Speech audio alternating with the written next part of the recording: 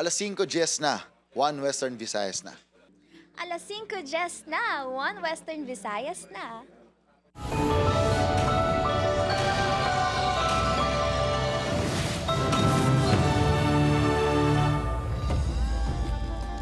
Mga balitang atong tutukan subong nga Huwebes, dako nga sunog nagluntad sa Barangay San Pedro Molo kaina sang udto. Masobra 20 kabalay ginlamon sang kalayo sa nagluntad nga sunog. Moske sa mga Muslim sa lugar lakip sa mga nasunog. Ginatudlo prime suspect sa pagtiro patay sa isa ka lalaki sa Molo, miyembro sa isa ka ginakabig drug group suno sa kapulisan. Maestro sa Bacolod City, ginareklamo sang 3 sinike estudyante sang pagpangmolestya. 5 ka negosyante sa Iloilo City nakitaan sang biolasyon sa hindi pagremit sang SSS contributions sang ila mga empleyado. Kaglabing una nga indoor airsoft sa Panay, ginakalingawan sang pila ka mga Ilonggo. Ini ang GMA Regional TV, 1 Western Visayas. Mayong hapon, ako si Gertrude Charlatan. Masobra 20 kabalay ginlamon sang kalayo sa sunog sa Barangay San Pedro Molo. Moske lakip sa mga nasunog. Si Kim Salinas nakatutok live. Kim?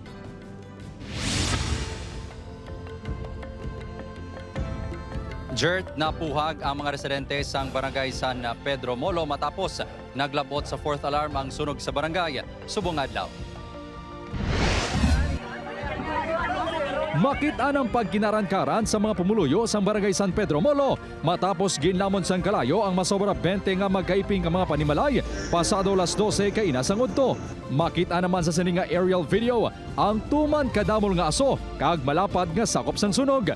May pila ka mga pumuluyo nga nagbulig palong sang kalayo kag may pila nga naghingagaw pa salbar sang ilang mga kagamitan. Apang si Romena, nagatulo na lang ang luha bangod ginubos gid sang kalayo ang ila balay.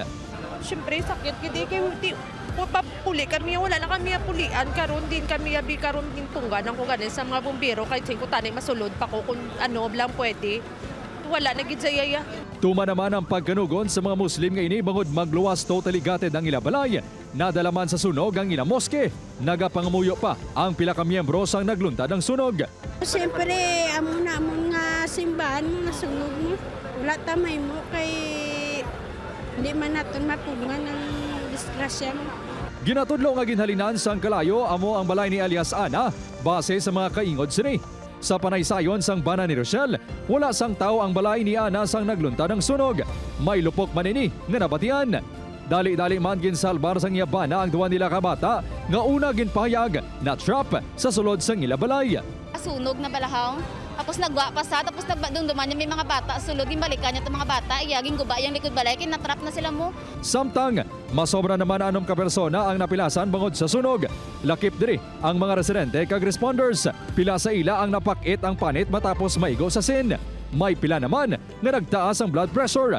Gilayon man sila, ginpatuhuyan sang nagakaigo nga pagtamod. May mga patient man mismo nga suspected for stroke pero so far sa pag-ano naton mismo ano man siya tawag ni kani na manage kita nan kumbaga on scene.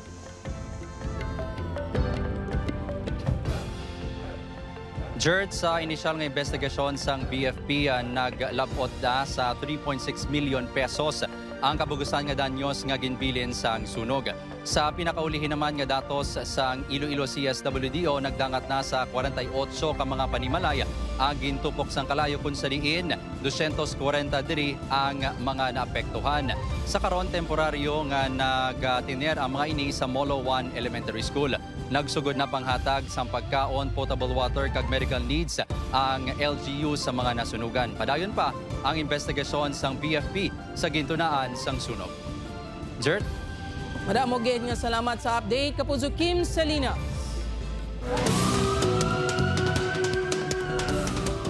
Ginatudlo prime suspect sa pagpatay kay CJ Gapol nga si RK Magbanwa, miyembro sa isa ka drug group suno sa kapulisan. Pamilya sini nagpanginwala. Si John Sala nakatuto. Emosyonal ang iloy nga si Elizabeth matapos mahibaluan ang mga alegasyon sa kapulisan batok sa bata nga si RK Magbanwa. Ang ganutudlo prime suspect sa pagtiro patay kay CJ Gapol sa barangay Taal Molo Martes ang hapon. Sunod sa Molo Police si RK ang kabahin sang Pahunaw Brothers, isa ka kilala nga drug group sa Molo. Ugangan ni RK Magbanwa si Rupar Pahunaw nga isa ka drug personality kang nadakpan sa nagligad nga Setyembre. May nabatian pag kami subong nga balita nga involved sa mga Pahunaw Brothers. Di naman sila nagkuha yasang amuna yan ng aligasyon nila, sir ya. Ginahimo-imuan na lang nila yasang istorya nga involved sa Pahunaw Brothers ang bata ko. Si Rupar nagatuwan din sa aton nga ang uban niya nga mga items dito niya gipatago kay RK kag may holdings kita sang punpo dati nga transaction ni RK kag ang aton informant, no. So amo to nga arang din sa watchlista si RK Magbanwa.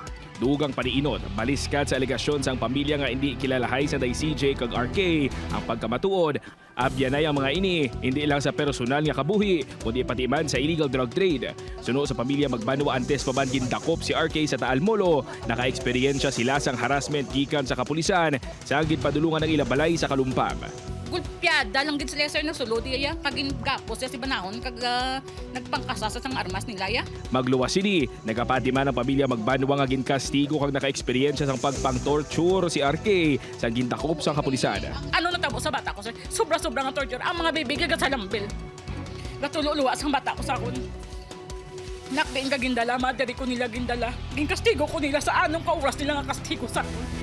Kung amo na ila stance kag allegation, sir, ilay na, sir, mag-provide sila sang video na gikastigo para at least pakihan na sila sa tao. Gintuyo sa news team mako ang bahay ni RK Magbanwa apang wala ini sa police station sang amon ginpadulungan matapos ginpaidalom sa inquest proceedings. Ginpasakaan ini sang kaso nga murder upod ang isa ka minor de edad nga kaupod sang biktima, ang gunman kag ang driver sa motorsiklo. Upod kay Hans Desierto, John Sala, One Western Visayas. Para sa dugang mga balita sa Bacolod City kapila ka lugar sa Western Visayas, mangin kaupod ta si Adrian Prietos. Adrian? Yes, Jers, mga kapuso, madamong gid nga salamat sa Bacolod City. 3 ka estudyante nag-aligar nga ginmolestahan sang ilang maestro sa sulod mismo sang ilang hulot klasya. Insidente pag-aimbestigaran na sang DepEd. Yaring balita ngaton gintutugkan. Naka-eksperyensya sang pagpambasto sa maestro.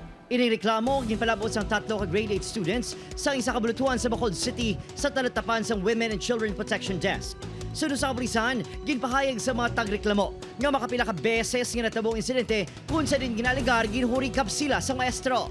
Ang ila lang naman niya nga complain nga ginatouch ang ila shoulders ang ila nga teacher, and sometimes ang allegations ang minor mag-agi ang teacher nga sa ila palungpuan gaka-touch kuno ang private parts ni sir sa ila sa mga bata. But it's not a rape case kung i-anhon tagid no ang term nga molestyado sa kadalom. Ginkumpirma sa DepEd Division of Bacolod City nga nakalabot na sa ila talatapan ang ining report kag nakapatigay na sa pagsinapol sang tinalikdan niya Oktubre 23. Ang aton nga teachers ginsaylo lang sila sa different nga grade level anay until such time nga may ara kita sang formal complaint, then we decide on the status ng aton nga teachers. Ginahulat pa sa DepEd Bacolod City ang formal written complaints ng mga estudyante. Samtang nagapadayon ang investigasyon, natugyan na sa guidance counselor ang mga tagreklamo para sa psychological evaluation. We consider them innocent pa man, no? Wala pa man kita sang may napamatud-an. We have to set a standard. No, nga hindi kita masyado ka close sa aton nga nga mga students para ma-avoid tayong ini nga mga situations. Sunod naman sa chairman sa Committee on Women, Gender, Family and Child Care, importante nga makapasaka sa formal nga reklamo ang mga estudyante agud nga imbestigaran ang natungdan nga maestro. Aggravated by his position as a mentor of children, so mas dako na siya dapat ang iyang penalty sina. Kag dapat hindi dapat matolerar nga amo na nga klase sang person in authority, no, ang ara sa aton bulutuan. Opo, Kiril Casillo, Adrian Prietos, One Western Visayas. Sa iban pang balita, 5 kanegosyante sa Iloilo City nakitaan sa biolasyon sa hindi pagremit sang SSS contributions ng ilang mga empleyado. Isa ka negosyante naglabo sa masobra 500,000 pesos ang wala na remit nga SSS contributions sang 42 ka empleyado. Ini ang gintutukan ni Zen Kilantang Sasa. Gin-operate sang social security system ang 5 ka mga establishmento sa Mandurriao, Iloilo City matapos matukiban nga wala nagarimit sang kontribusyon sang ilang mga empleyado. Naglabot sa 800,000 pesos ang delinquency sa mga negosyo nga ginalakipan sang telemarketing, kalan-an, car wash kag iban pa. Ginserbahan ng mga employers ang show cause order. Pinakamataas sa mga ini ang isa ka telemarketing nga may 544,000 pesos nga wala narimit nga kontribusyon sa ahensya nga may 42 ka empleyado. Ini sila kaging pang tagaan nato sa notice of violation, naka-indicate nila nga they are given 15 days to coordinate mag-report sa SSS for them to clarify regarding sa ilang delinquency. Kinahanglan nga makapaathag ang mga negosyante sang rason sa ila kapaslawan sa pagrimit kag areglohon ang ila delinquency. Sa karon mas ginapasanyog pa sang ahensya ang kampanya nga Run After Contribution Evaders o Conrace. Remind kita sa mga employers naton as long as mayara kita isa ka empleyado, nag-engage kita sa isa ka business and may at least bisan one employee lang gina-inform natin sila nga dapat they should report it to SSS. Isa si Mary Jane nga naka-eksperyensya sa iya sadtoan na employer nga wala ginahulugan ng iya SSS. 800 pesos ang ginabuhin sa iya sweldo. Apang ulihin na lang sini na diskubrihan nga wala siya sang kontribusyon. Gani subong, regular nga ginamonitor sini ang SSS contributions. Wala man nila ginarimit. Pero sang time na to nga nagsailon ako sa iban nga spa. Muna daw ginano kung gina-check ko na bala. Kaya syempre importante ginabuhin dan sa imo. Mayara gid nga wala nila ginapasulod bala. Kabuhin lang sila pero wala gasulod sa SSS mo. Apang wala na nagreklamo pa sa SSS si Mary Jane, bangod huol na kuno sa iya tiyempo kag nagakahangawa ini nga magastuhan pagid. Ang kontribusyon sa mga miyembro ang basehan sang SSS sa paghatag sang benepisyo sa mga miyembro pareho sang sickness, maternity, employment, retirement, funeral benefits kag madamo pa. Upod kay Cirilo Renduque, Zen Kilantang Sasa, One Western Visayas. Bago kasadya, mga kapuso, indoor airsoft facility sa Iloilo, destinasyon sa mga Ilonggo nga mahilig sa action-packed activities. Nakatutok Kim Salinas.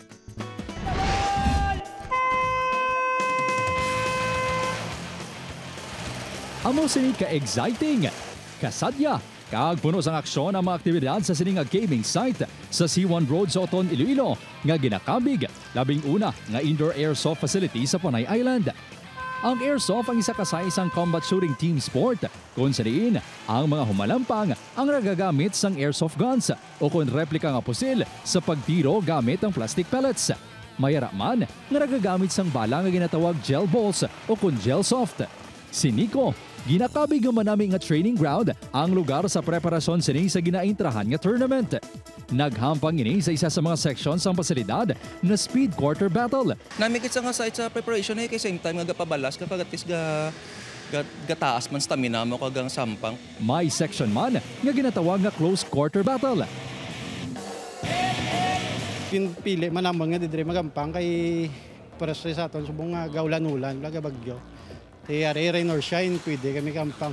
Ang lugar ang pwede man himuon bonding place ang magpamilya. Ang pamilya nga ini nagikad sa haro, naga-enjoy sa practical shooting section.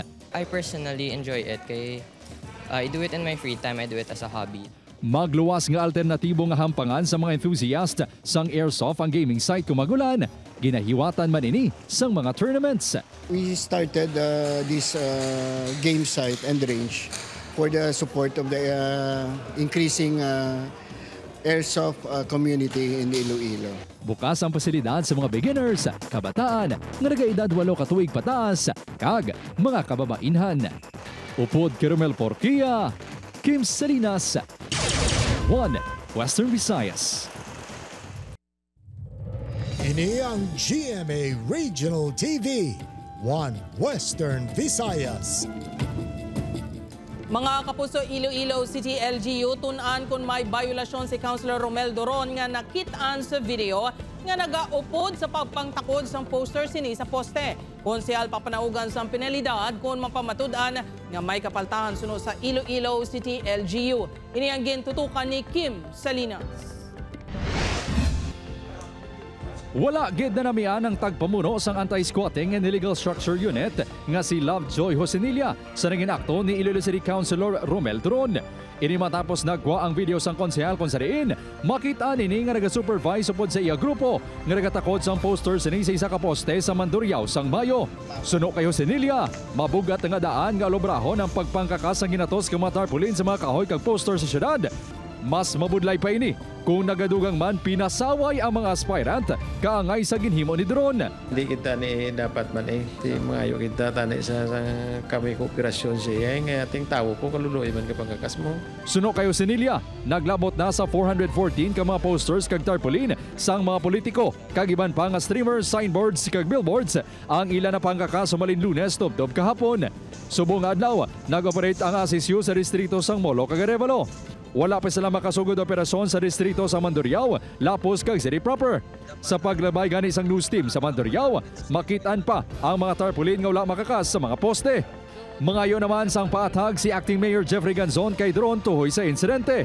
Kung mapamatudan nga may kapaltahan ang konsehal, handa ini magpapanaog sang nagakaigo nga penalidad. Basta nalipat lang sila.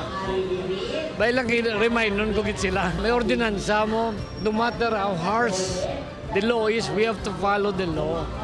Kailangan na leadership example na. Nahibaluan nga may multa nga 1,000 pesos sa kada material nga illegal ang pagkabit. Mahimo man mapreso sang 2 ka bulan ang tagiya sini. Liwat nga ginpakigangutan sang news team si Doron, apang wala gid ini makasabat. Upod kay Marvin Lauteres, Kim Salinas, 1 Western Visayas. Mga puso, sa Negros Occidental naman patayang 6 kamiyembro sa New People's Army matapos makainkwentro sa mga iniyang tropa sa 47 kag 15 Infantry Battalions sa militar sa bahin sa Barangay Gatuslao sa Banwa sang Candoni, alas 3:40 kaina sang kaagahon. Nagpatigayon sang combat operations sa militar matapos makabaton sa report haring sa mga residente ango sa presensya sa mga rebelde nga grupo sa lugar. Nagdugay sang masobra 40 minutos ang enkwentro na recover ang 8 tanan ka high-powered firearms sa ginapatihan, ginapanag-iyahan sa grupo. Wala naman sang may nasamaran sa bahin sang militar. Hindi kasi tumitigil yung mga yan sa pag-organize, mass works, pag-recruit. Kung marami na sila, of course, may mga tactical offensive sila. Nakakot para i-hamper yung development natin. Mga kapuso, nagsaka sa 409 ang numero sa mga persona nga naglain ng pamatsyag sa natabong nga food poisoning sa Guimaras State University base sa pagpangusisa sa Buena Vista Police. 2 na lang ang nabilin nga admitted sa ospital sa Jordan Guimaras kag nakagwa na ang tanan nga pasyente sa ospital sa Buena Vista. Dugang sang kapulisan na padala na sa Department of Health 6 ang specimen samples ng spaghetti, tubig nga gingamit sa nagluto sang spaghetti kag ang tubig nga gininom sa mga nabiktima kun sa din kalabanan diri ang mga estudyante sang universidad. Nahibaluan nga nagtukod sang fact-finding committee ang Guimaras State University sa pagtul-id sang matuod-tuod nga kausa sang food poisoning. Okay. Ilang one spaghetti ang iserve ko yung mga soft drinks tinapay yung tubig.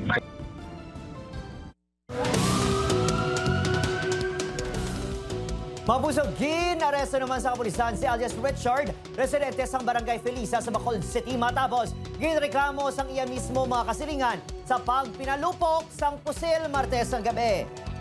Suno pa sa Bacolod City Police, nagtuyo pa nga magbato ang sospek sang girespondihan sa kapulisan. Na-recover ang kalibre 38 kag kalibre 22 nga revolver nga may 4 ka bala kag 1 ka baseyo. Preso rin sa Police Station 10 kag magapangatubang sang nagakaigo nga mga kaso.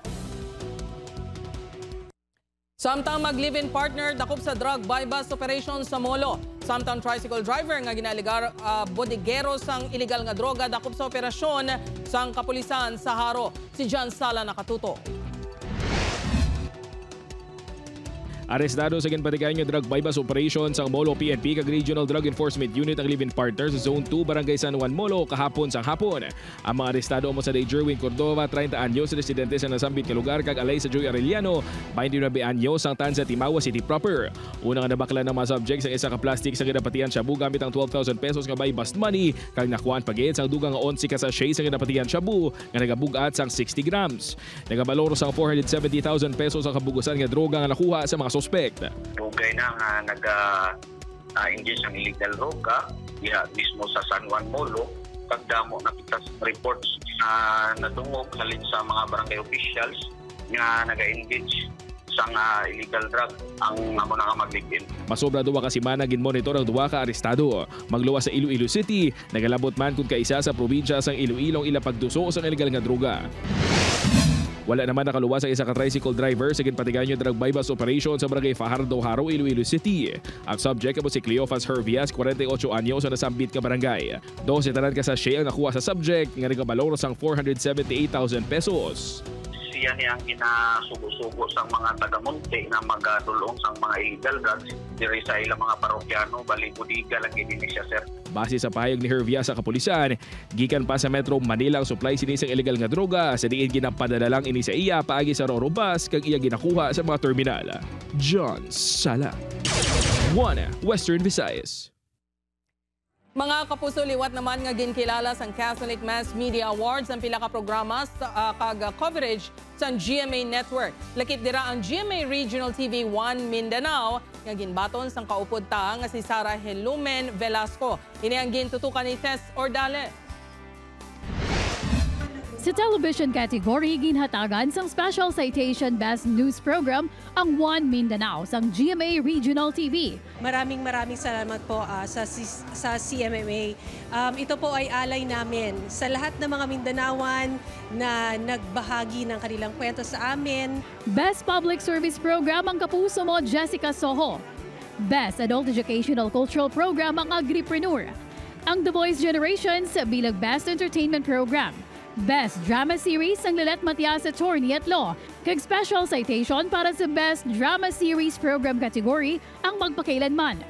Sa online category, Best News Coverage. Ang A Constitution named Freedom, the Interim Charter under Cory Aquino na Nailianesca Panti kag Hannah Borde sang GMA News Online. Nakuha man sang GMA News Online ang Best Investigative Report para sa Wombs for Rent ni Marco Romas. Sa radio category, Best Business News, ang DZBB Super Serbisyo, Trabaho at Negosyo sang Super Radio DZBB 594. Ang ganito pong klase ng parangal ang mas higit na nagpapalakas sa amin para magampanan po namin yung aming tungkulin na pagbibigay ng serbisyo totoo. Present sa awarding si Manila Archbishop Jose Cardinal Advincula.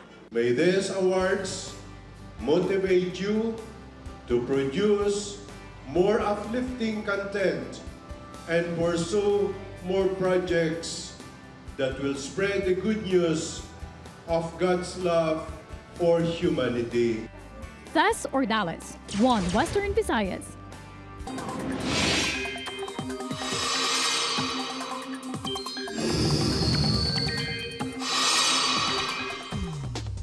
Good news! Mga kapuso, wala paghihapon sang may nasiplatan nga malaing nga siyempo sa sulod sang PAR o kung Philippine Area of Responsibility. Sa subong padayon nga nagahuyop ang northeast monsoon o kung ang hamihan sa extreme northern Luzon. Ang mabugnaw nga hangin nga dala sini lauman nga matamat nga mabasyagan sa iban pang bahin sang Luzon. Mainit kag mapaang nga hangin ang dala sang easterlies naman ang nag-apekto sa iban pang bahin sang Pilipinas. Mangin alerto bangod ang duha ka weather system ang posible nga magapaulan. Base sa datos ng Metro Weather, dako nga bahin sang Panay Islands ang maka-eksperyensya sang light to moderate rains, partikular sa Aklan, Capiz, Iloilo, kag Negros sa Occidental. Gani hindi gid magkalipat nga magdala sang payo.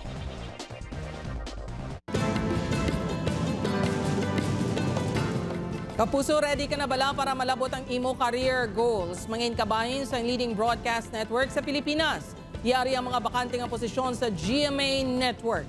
Sa mga interesadong aplikante, pwede ka mo magbisita sa www.careers.gmanetwork.com. .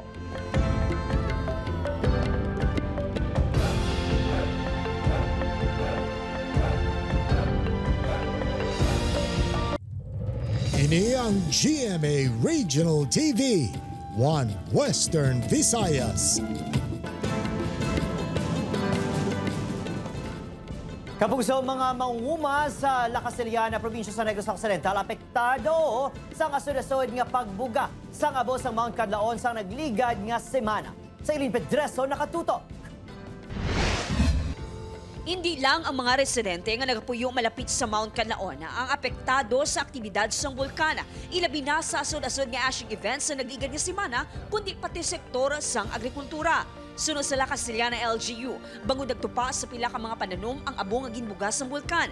May mga pananom nga naguba kag nagresulta sang pagkakulang sa supply kag pagmahal sa pila ka mga ulutanon. Ang present ang magiladan ka on din sa asphalt. So far, mabatsagan na since November. May saka na ang presyo sa kamatis, sa mga other vegetables coming from Canlacon area ay affected dito. Aminado man ang LGU nga apisan naghaganhagan na ang aktibidad sa bulkan. Mabatsagan gihapon ang epekto sini sa mga mangunguma, ilabi na sa may mga pananom nga wala na puslan. Sa datos, humalin sa naglupok ang bulkan sa Hunyo. Naglapot sa masobra 190 million pesos ang halit sa agrikultura.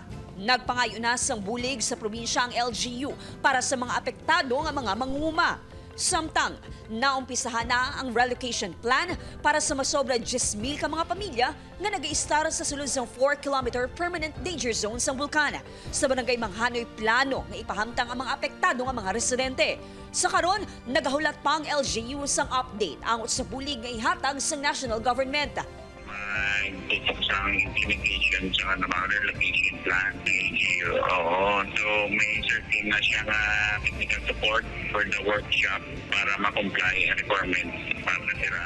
Kalabanan sa mga residente nga i-relocate amo ang mga taga-barangay Masulog. Upod Gerwel Bangoy, Eileen Pedraso. One Western Visayas. Mga kapuso, Iloilo City Social Welfare and Development Office may persons of interest na sa nagbilin sang 3 ka bulan nga fetus sa dalan sa Barangay North Baluarte Molo, Iloilo City. Ini ang gintutukan ni John Sala. Posible residente man lang sa Barangay North Baluarte Molo ang Iloy sang 3 ka bulan nga fetus nga nasapuan sa isa ka iskinita sa Zone 3 sang Lunes ang gabi. Inisanto sa investigasyon sang CSWDO Molo. Suno sa social worker in charge, may 2 ka persons of interest nga natumod kag ginapadalman na ini sa karon sa otoridad. So may mga lead na kita sa North Baluarte Molo. Pero hindi na kami sinaya kasi nga daw ora dahon namon patawag kay maudlay man kag hindi naton gidya positive nga ma-confirm nga siya gid ato ang nagbilin sang isa ka fetus. Dugang pa ni Enriquez, bangod sa estado sang fetus kag sa posible wala makontrol nga sirkumstansya, gidhungod sang Iloy nga ibilin ang fetus. Hungod gid. Oo. Kay ko na once nga isa ka babayi no kag mahulugan or miscarriage lang maano gina siya mangayo gina siya tabang. Liwat yung gintinguan sa news team mako ang bahin sang barangay official sa North Baluarte Molo apang wala sang pwede ma-interview sang amon ginpadulungan. Samtang ang 9 ka bulan nga lapsag naman niya nasapuan niya nagalutaw sa suba sakop sang barangay South San Jose Molo ang posible halin sa banwa sang Uton o kon distrito sang Arevalo kag ginanod lang sa lugar suno sa CSWDO. Upod kay Hans Desierto, John Sala. One Western Visayas.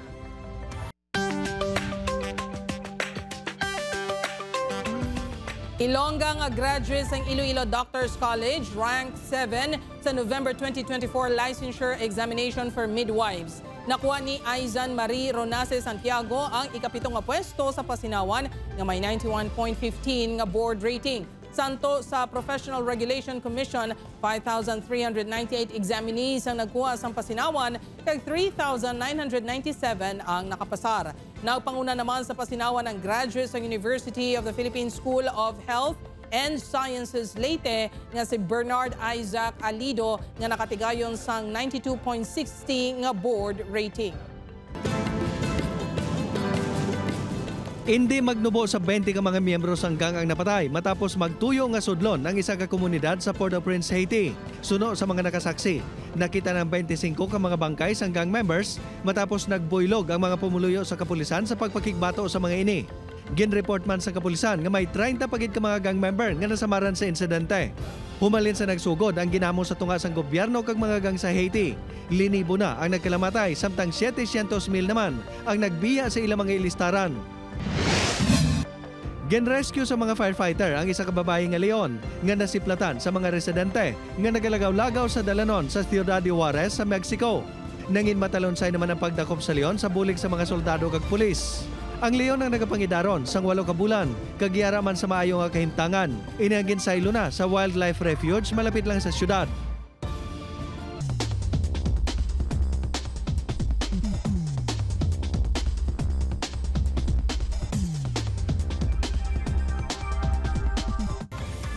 Mga kapuso, 34 days na lang, Pasko na. Sa atong mga kapuso diri sa Western Visayas, kag subong man sa atong mga kapuso abroad, madamo gid nga salamat sa pagtutok. Mag-isa kita kag hibaluon ang mga balita tungod local news matters. Ako si Gertrude Charlatan, ini ang One Western Visayas, bugos nga puwersa para sa mas dako nga misyon kag mas sangkad nga pagserbisyo sa pungso.